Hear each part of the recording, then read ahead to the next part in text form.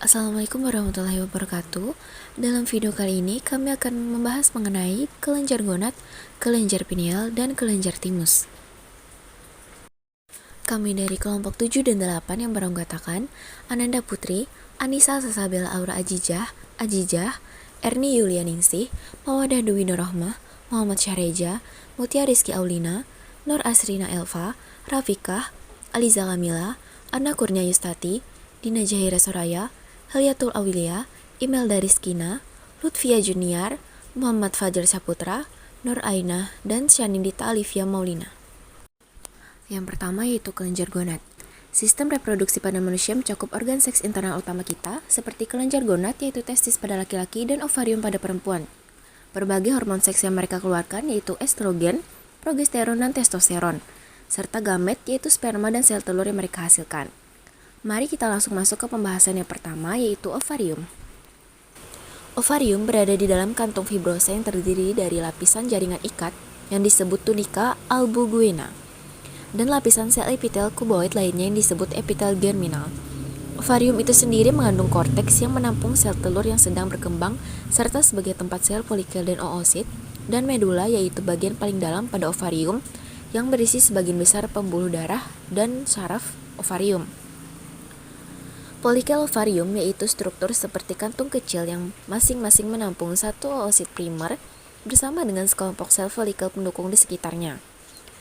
Fungsi reproduksi dari ovarium yaitu mulai sekitar pubertas, hipotalamus dan hipofisis membentuk dua siklus bersamaan, yaitu siklus ovarium di ovarium yang mematangkan telur dan mengeluarkan hormon seks, dan siklus menstruasi atau siklus rahim yang mempersiapkan rahim untuk menangkap dan memberi makan sel telur matang yang telah dibuahi.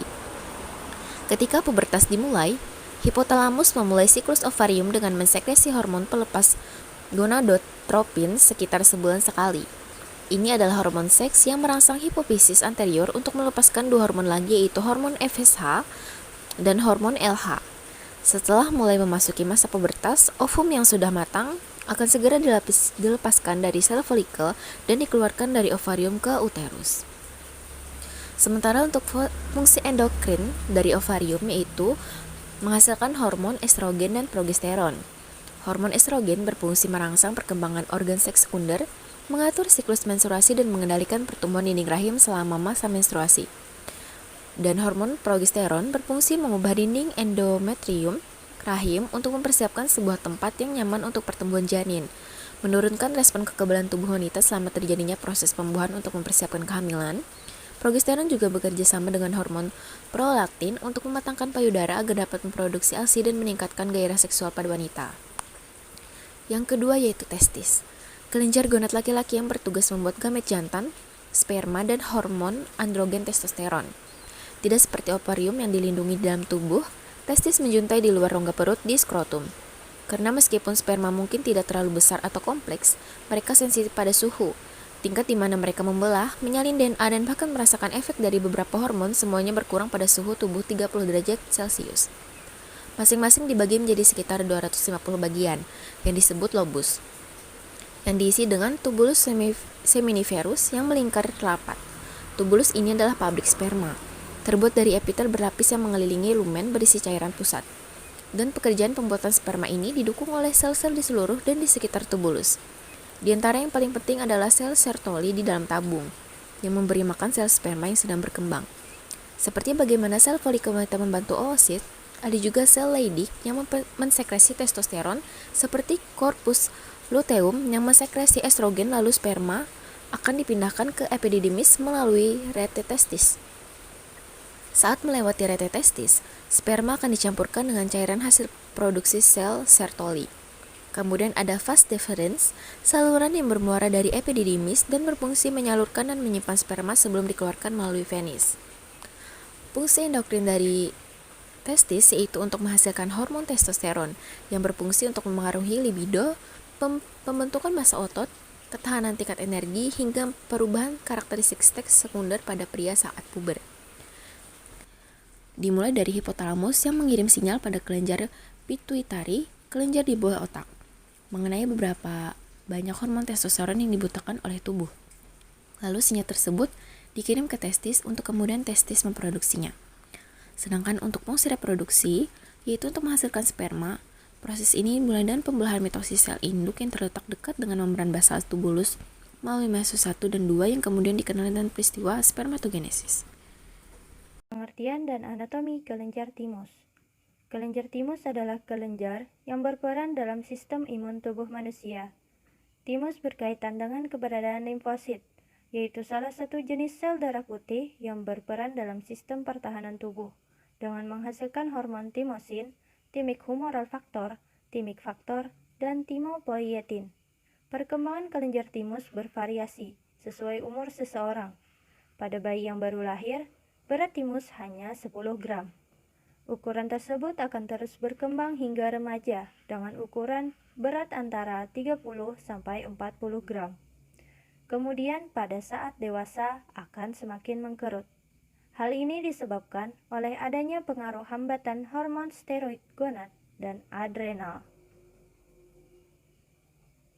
Timus terletak di sepanjang trakea di rongga dada bagian atas, tepatnya di dalam mediastinum dan menempel pada sternum atau tulang dada. Timus dibedakan menjadi 2 lobus yang saling berhubungan secara erat dan bersatu dalam jaringan ikat.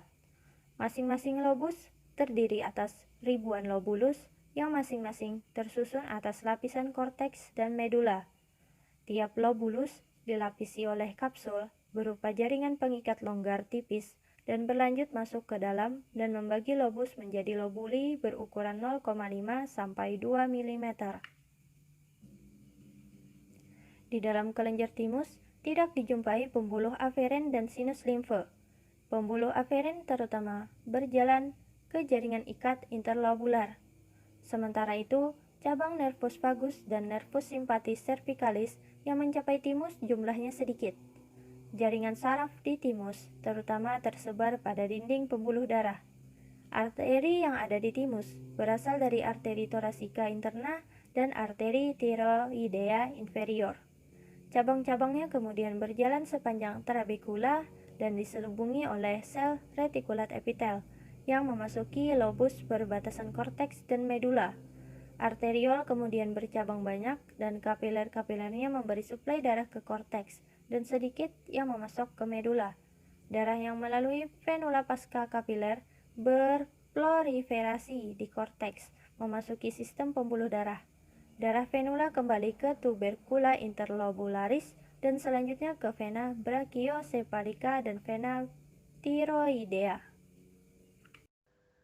Fungsi kelenjar timus. Kelenjar timus merupakan bagian penting dari sistem getah bening atau sistem limfatik di dalam tubuh. Salah satu tugas penting kelenjar timus bagi kesehatan adalah memproduksi sel darah putih yang disebut limfosit T atau sel T. Sel tersebut merupakan bagian dari sistem kekebalan tubuh yang berfungsi untuk melawan sel kanker dan mikroorganisme penyebab infeksi, termasuk berbagai macam virus yang masuk ke dalam tubuh.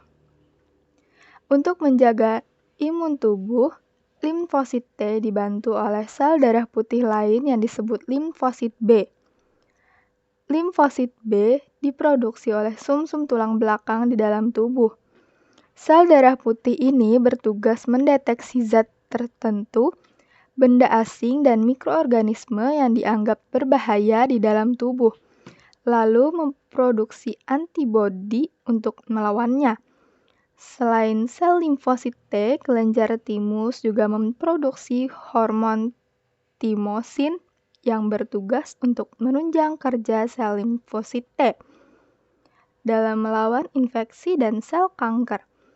Beberapa jenis hormon seperti insulin dan melatonin atau hormon pengatur tidur juga diproduksi oleh kelenjar ini, tapi jumlahnya hanya sedikit. Pineal berasal dari kata pine yang artinya kacang pinus yang dikemukakan oleh filosofi terkenal Galen sebagai gland pinealis. Kelenjar pineal disebut juga badan pineal, epiphysis cerebri, epiphysis corneum atau mata ketiga. Kelenjar pineal berfungsi dalam menghasilkan melatonin. Melatonin merupakan hormon yang berasal dari serotonin yang berfungsi untuk mengatur pola tidur dalam siklus sirkadian dan musiman. Cara kerja kelenjar pineal. Pada waktu malam hari, hormon melatonin yang ada pada kelenjar pineal akan bekerja lebih lama daripada siang hari. Durasi waktu yang menghasilkan hormon melatonin berhubungan dengan jam biologis manusia. Cara kerja kelenjar pineal ketika berhubungan dengan mata ketiga dan rohani, kelenjar pineal akan menghasilkan DMT atau dimetiltriptamin. DMT merupakan zat yang menghubungkan antara nyata dan tidak nyata, yang membentuk pola resonansi. Di dalam kondisi ini, seseorang dapat kembali ke dunia nyata dan tidak nyata. Saat aktif melepaskan DMT, maka akan terjadi proses biokimia dan bioelektronik.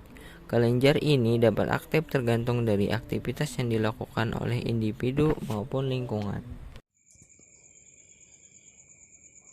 Kelenjar pineal memiliki fungsi sebagai berikut. 1. Untuk meregulasi siklus tidur. 2. Memproduksi melatonin. 3. Mempengaruhi sekresi hormon seks. 4. Meregulasi kerja kelenjar pituitari. 5. Menjaga kesehatan jantung dan pembuluh darah. 6. Mengatur ovulasi dan siklus menstruasi pada wanita. 7. Tempat pengaturan pigmentasi kulit. 8. Pengatur suhu tubuh. 9. Pusat penerima dari seluruh sensor eterik seperti penghilahan, pendengaran, emosi, dan lain sebagainya. 10. Berhubungan dengan sel-sel yang sensitif dengan cahaya. Struktur kelenjar pineal. Kelenjar pineal memiliki warna abu-abu kemerahan dan yang umumnya berukuran antara 5-9 mm dengan berat sekitar 0,1 gram pada manusia. Kelenjar pineal memiliki bentuk seperti biji pinus. Struktur dari kelenjar pineal dilihat dari perkembangannya merupakan hasil dari perluasan hipotalamus. Hipotalamus ini berfungsi pada otak. Kelenjar pineal terbagi menjadi dua belahan dengan alur badan talamik bulat yang bergabung, yaitu lobular parenchyma dari pinealocytes.